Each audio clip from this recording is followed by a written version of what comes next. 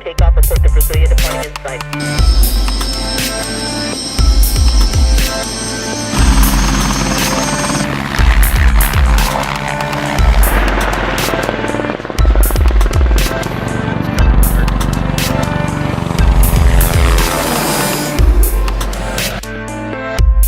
I'm Joe Rao, Eagle Helicopters Vice President, co-owner. Well, we chose the Honeywell engine mainly for cost and product support.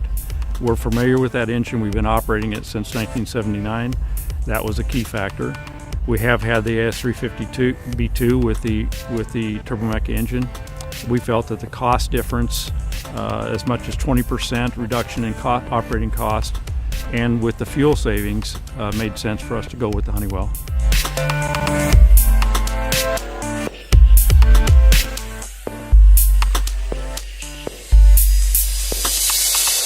Eagle Helicopters is a Part 135 charter operator.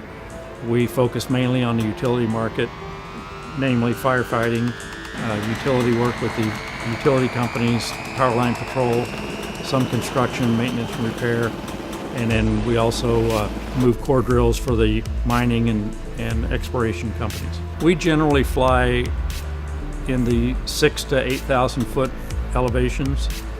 Temperatures ranging from 0 to plus 30, plus 35 degrees. Well, number one is reliability.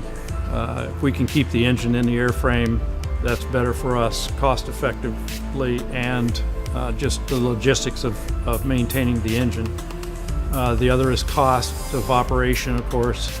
Fuel consumption is about 5 gallons an hour less than the other engine option, which equates to about $60,000 in a 2,400-hour period.